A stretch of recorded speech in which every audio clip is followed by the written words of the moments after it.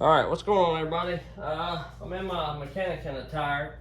Just got done bucking them logs up that I had fell, the 50-something trees.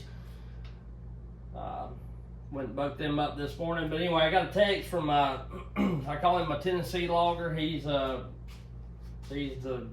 one of the guys that brings me saws from Tennessee. He's the one I had the 462 part saw from, and I've done couple of 661s for him. This is one I worked on. The 585, 592 conversion, those guys. And of course, he called me or texted me and asked me if I was going to be home. I said, yeah. So I got a saw for you, which is, I pretty well expect about every 3 to 6 months they're going to have a saw for me. Just because, not that they're a little hard on equipment. They're doing better since I've been talking to them and trying to advocate, go through and tighten your bolts up, go through and, do your maintenance, clean your filters out, make sure you run a sharp chain. So the chain that come in today on this saw was not terrible, but it's pretty dusty. It seems like it's got a lot of dust. It ain't terribly on the top, so it's been muddy. It might be a little mud dust or something. So the oiler is not doing the best, and they may be just cutting really hard stuff, or they sharpened this chain up before they brought it to me, which there ain't no burnt stuff on the top of the tooth, but on the side something's going on with it. So but the chain is, I'd probably run this chain okay. It's cuttable. I mean, it's a cuttable chain, but it's not, I don't suspect that it'll cut as good as what, and I may throw it on one of my saws just to see how it does. But I don't suspect it'll cut as good as what I like to run. And I get when you're logging, just like me bucking up logs and everything, you're going to get in the dirt and you're going to have a chain that's less than, sometimes less than great, it's just part of it. And just like me, if I've got 2 or 3 more bucks to make, I'm not going to stop sawing and go sharpen the chain or change the chain out to finish up. But that chain's a lot better than I've seen in the past. Some of the chains that come in on the saws that they brought me, I don't see how they're cutting with them. I wouldn't cut like that. It's got to be hard on them. But I want to bring you in. I've already tore some of this down. Got it tore down a little bit to save you that hassle. I was letting my phone charge. But I want to show you. I originally put this cylinder and piston on, and it's an aftermarket cylinder and piston, and we done that to try to save some money, in a sense, because I'm not for sure exactly if it's a Hyway or what, but we'll see when we tear it off. I think maybe a Hyway. It's the best I can remember, it's a better top end. He says he's only running about a week. Now, I've had this saw done for a year or better, or maybe not a year, 9 months, 6 months. 6 months to a year, I've had this saw built, put back together, and sent back to him. So I don't know if they've run it more or if he's just telling me that. And normally when the filters come in, they're very clogged up. And this one's not terrible. It does have, it could be knocked out, but it's not terribly bad off. But I want to show you this. This is what it looks like when I pulled the cover off. I'm going to bring you in out of the stand. It's going to be a little shaky and jotty, but there's quite a few fines there, But that down in there, I think, has mainly... there's some fines in there. I think that fell off when I put that on there, or took that off of there. I'm thinking, but I'm not 100% sure. We'll see, you know. The saw feels like, and I'm doing all this, and I'm walking through this, the saw feels like it has no compression. But it looks good on the intake side, or the exhaust side. There's no scoring or nothing like that. So, I don't know if the rings are hung,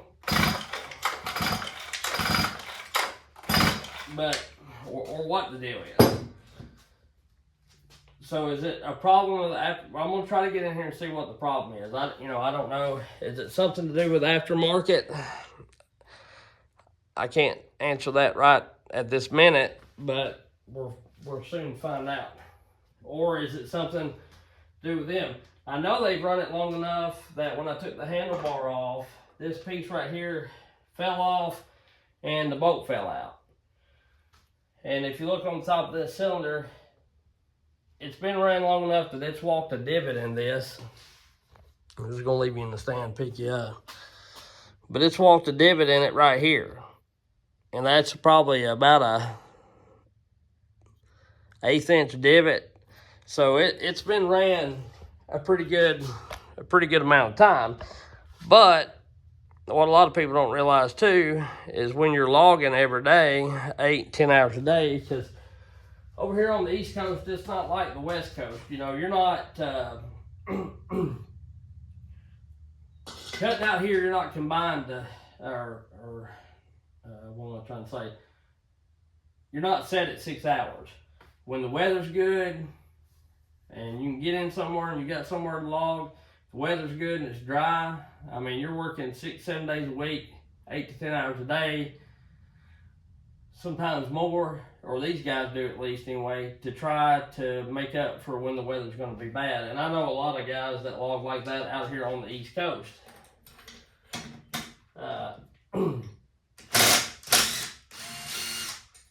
Everything, I mean, they went terribly tight, but I went ahead and do these just to see. See, yeah, they got pretty loose there. I had to turn that. Yeah, they should have been tighter than that. That's what I'm talking about. They don't go through and check anything. And I might should have Loctited it. I'm not a big fan of Loctite on things just because it gets hard. And if you get somebody that does not know what's going on, per se, you know, the problem is you may end up having a bunch of cross-threaded bolts. And I've been guilty of it myself too. I've, you know, had a bunch of Loctite on stuff and try to go to turn it back. If you don't clean it out good, then you get a bunch of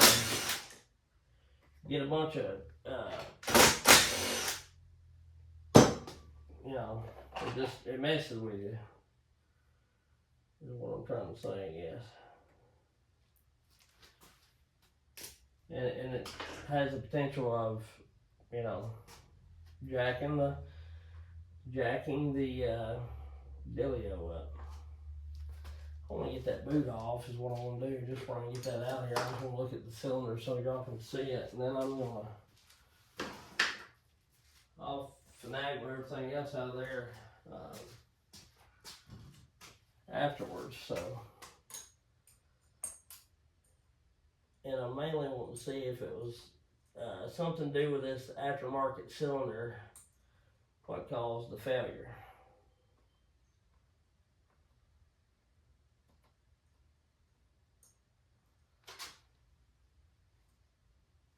But my experience with everything that I've seen, you know, to me, it just about pays to go back OEM.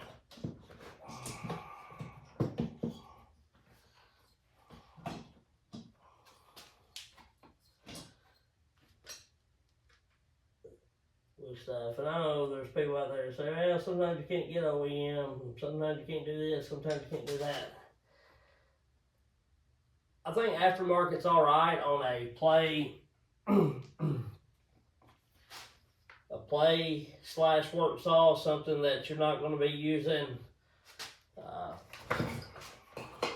every day, all day. But something like these guys use, especially, or if you somewhat maintenance your equipment and take care of it, you know, then I think it's not a big deal. But if you're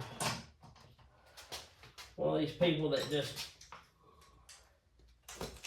run stuff, if you're like I used to be, just run it to use it and worry about the maintenance when it quits, then aftermarket probably is not. Yeah, something's hung up in there bad.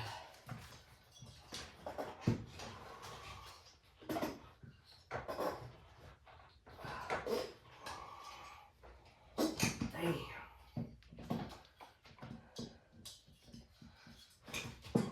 Pry this son of a bitch off somehow.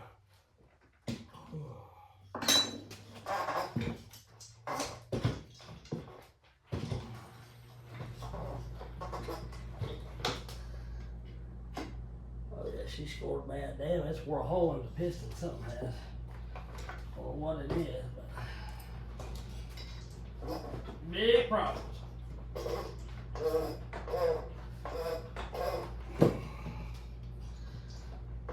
Sheesh, Louise. Yeah, they made a straight gas as far as I know. I don't know.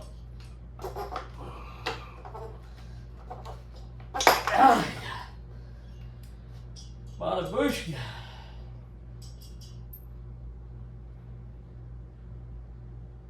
Okay.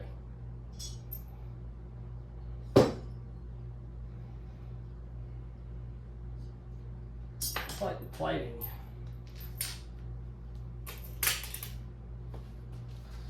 End up chipping something give away.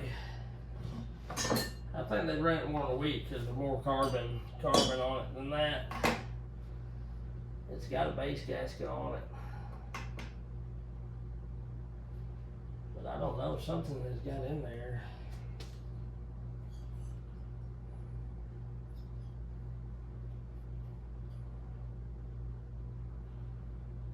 There's metal in it somehow, I don't.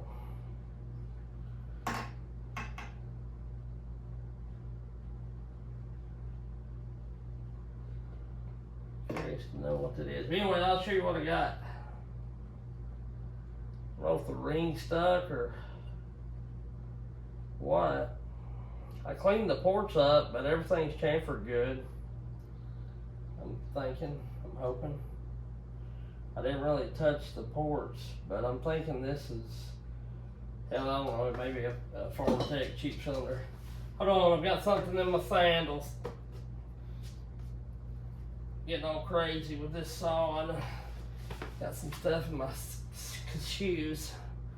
All right, yeah, so I'm gonna bring you in. We'll look at this. I'm going bicycling later on my beach cruiser. Just kidding. Yard sale shit. So this right here is a major part of the damage. And then I don't know what happened.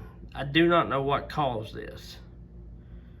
Maybe a locator pin fell out. I'm gonna dig more into it. Of course, the rings are stuck there, but that is something pretty serious. You know, like major ingestion of somehow or something. I'm thinking, you know, I'm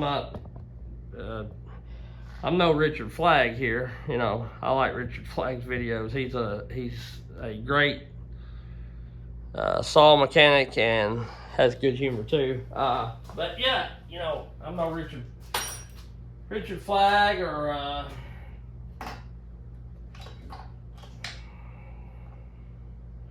some kind of saw shop, you know, Walker saw shop or no shit like that. But you know, I know a little bit. I know a thing or two because I've seen a thing or two. And I'm just trying to figure out what caused this failure. Is it because it's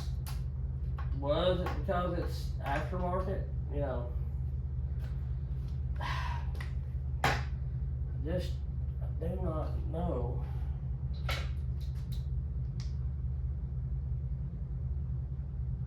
There's definitely metal all down in there.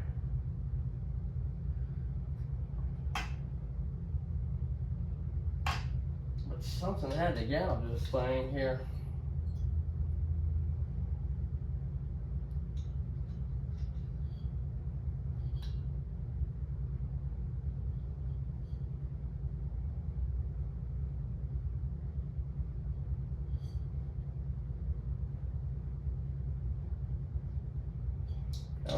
Check the gas. They've always been pretty good about running pretty good gas, but that doesn't mean nothing either.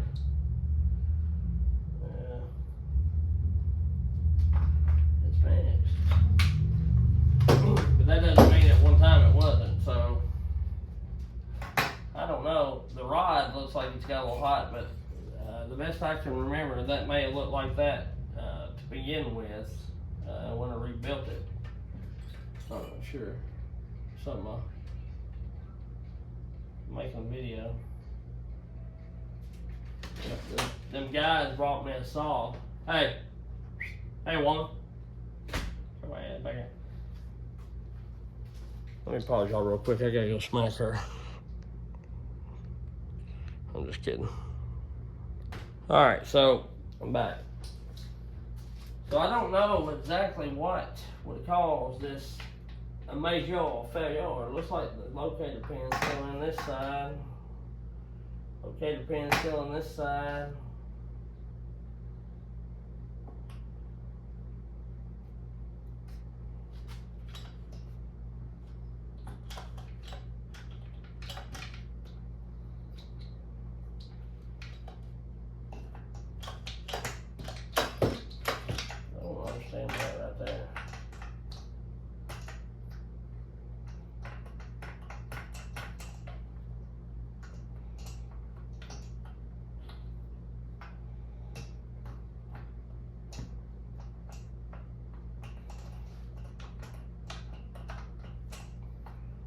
Hanging that on that. Alright, I don't have to get the piston off. But anyway, it's on the intake side, so that seems to me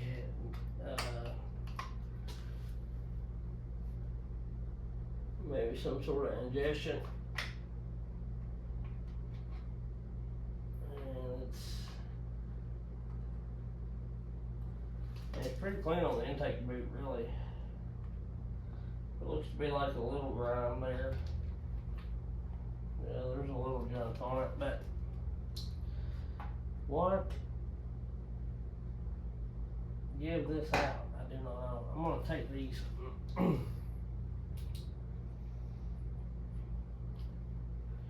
hate to take them out.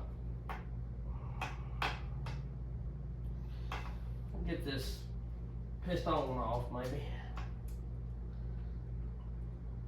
Looks like the sure clips was in it or whatever. E clip, C clip. Whoa, wait a minute. That's a problem.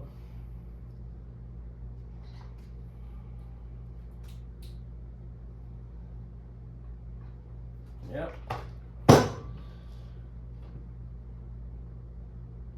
Does not have one on this side. Y'all see me only take one out. Let me see if I can push this through. I'm gonna bring you in close here. That's an aftermarket freaking clip. I took the one out on this side, so we'll see if it'll push. It may not. It may have a piece in it. I don't think so. Normally Stihl's wrist pins are a little bit a little harder to get out, but I guarantee you that's what it was.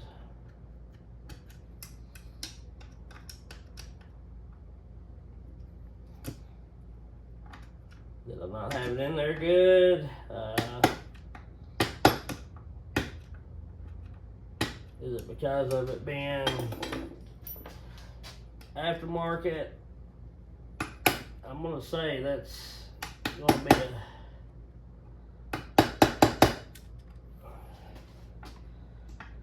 It's wanting to come out, but just not quite.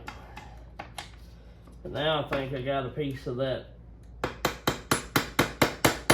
wrist pin.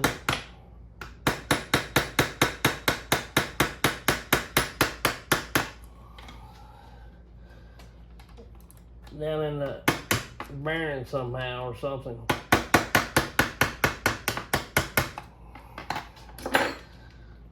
Yeah, it's tight. I mean, that's.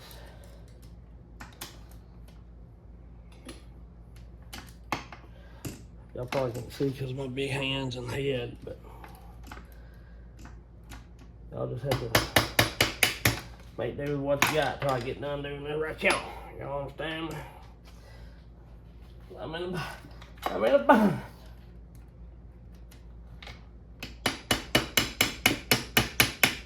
This some bitch is in a bind too.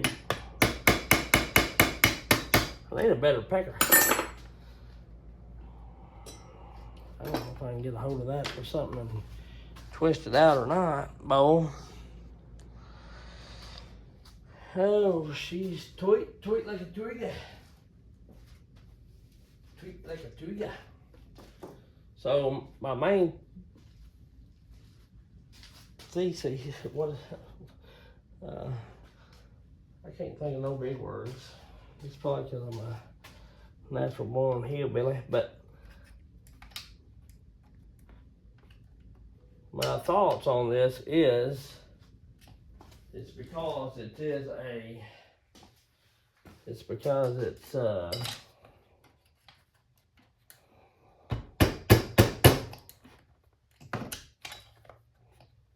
aftermarket cylinder.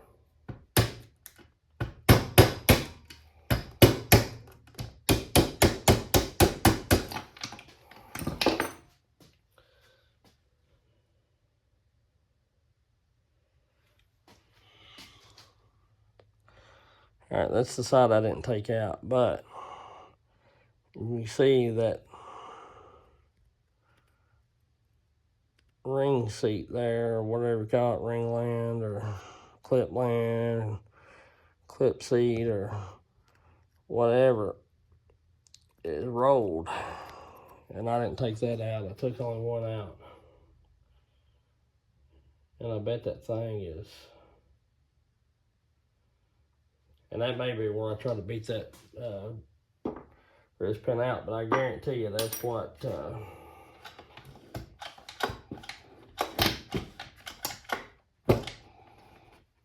is what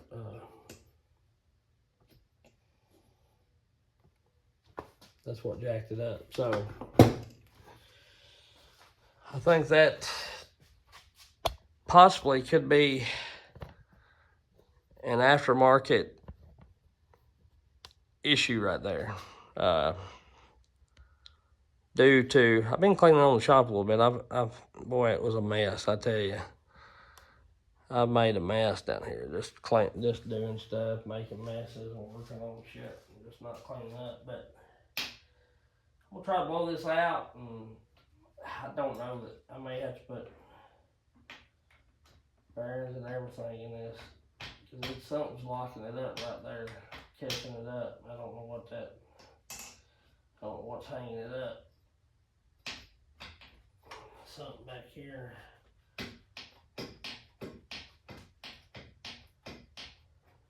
And it was going over freely, or not freely, so I don't know if I'm gonna have to further inspect it, but I'll bring y'all back maybe if you're interested in this. If not, then that's fine too. But a note to everybody, if somebody's building your saw, or you're building your saw, if you're pretty good with maintenance and checking on things, which this, no matter how well they took care of it, I feel like would eventually have happened.